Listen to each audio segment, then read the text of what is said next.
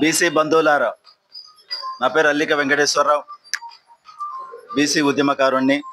మిత్రులారా, ఈ నెల 18న జరుగుతున్నటువంటి బీసీ బంద్ ఏదైతుందో, బీసీలకు ఖచ్చితంగా స్థానిక సంస్థలలో, విద్యా ఉద్యోగాలలో, రాజకీయాలలో 42% రిజర్వేషన్ అమలు చేయాలనేటువంటి ఉద్దేశంతో ప్రభుత్వం ఒక జీవోని తీసుకొస్తే దాన్ని ఆధిపత్య కులాలకు సంబంధించినటువంటి వ్యక్తి హైకోర్టుకి వెళ్ళి దానికి మోకాలు అడ్డుకోవడం జరిగింది.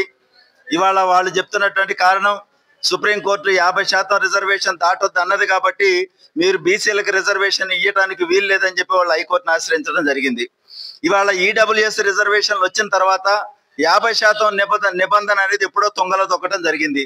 ఇవాళ 60% రిజర్వేషన్ అమలు అవుతున్నప్పుడు కూడా 50% దాటొద్దు అనేటువంటి కారణం మీద హైకోర్టు స్టే ఇవ్వటం అనేటువంటిది చాలా బాధాకరమైనటువంటి విషయం. అందుకనే దీనికి నిరసనగా అన్ని రాజకీయ పార్టీలు బీసీలకు ఖచ్చితంగా 42% రిజర్వేషన్ అమలు చేయాలి, అమలు చేయటం కోసం అన్ని రాజకీయ పార్టీలు బేషరత్తుగా మద్దతు తెలియజేసి ఈ ఉద్యమాన్ని ముందుకు తీసుకెళ్లాలనేటువంటి ఉద్దేశంతో ఈ నెల 18న తెలంగాణ బంద్ జరుగుతా ఉన్నది. ఈ తెలంగాణ బంద్కు అన్ని బీసీ సంఘాలు, అదేవిధంగా రాజకీయ పార్టీలు, బహుజన ఉద్యమ సంఘాలు, బహుజన ఉద్యమకారులు, బీసీ ఉద్యమకారులు అందరూ కూడా మద్దతు తెలియజేశారు. అందుకని బీసీలందరికీ ఇవాళ విజ్ఞప్తి చేస్తున్నాం. 78 ఏళ్ల నుంచి బీసీలు ఇవాళ దరిద్రాన్ని అనుభవిస్తా ఉన్నారు.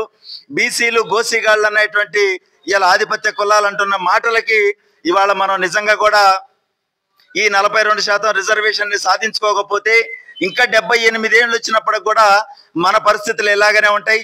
ఈ దేశంలో రైతుల పరిస్థితి ఎంత దరిద్రంగా ఉన్నదో అంతకంటే ఎక్కువ దరిద్రంగా బీసీల పరిస్థితి ఉన్నది.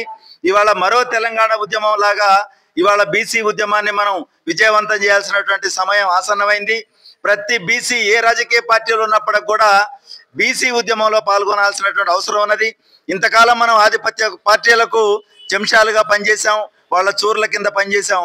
ఇవాళ బీసీలకు మంచి రోజులు వచ్చేటువంటి పరిస్థితి వచ్చింది. ఇవాళ బీసీలందరూ ఒకతాటి మీదకి రావాల్సినటువంటి అవసరం వచ్చింది. ఇవాళ బీసీ ఉద్యమాన్ని కనుక ఈ రోజు మనం విజయవంతం చేసుకోకపోతే రాబోయే రోజుల్లో బీసీ సమాజం మనం క్షమించదు.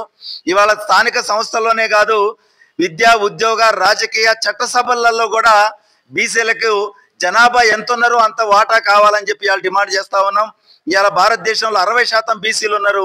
60% ఉన్న బీసీలకు 60% రిజర్వేషన్ ఇవ్వాలని చెప్పి ఇవాళ మేము డిమాండ్ చేస్తున్నాం.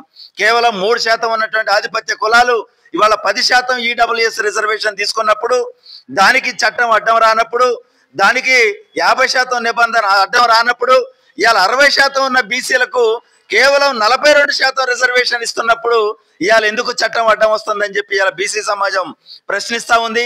అందుకే బీసీలు, విద్యార్థులు, ఉద్యోగులు, మేధావులు ప్రతి ఒక్కళ్ళు కూడా ఇది మన బాధ్యత, మన పిల్లల భవిష్యత్తు మీద ఆధారపడి ఉన్నది కాబట్టి ఈ 18వ తారీఖు జరిగేటువంటి బంద్ బీసీల తలరాతను మార్చే బంద్గా మనం అందరం భావించి ఈ బంద్ని విజయవంతం చేయటం కోసం ప్రతి ఒక్కళ్ళు ముందుకు రావాలని చెప్పి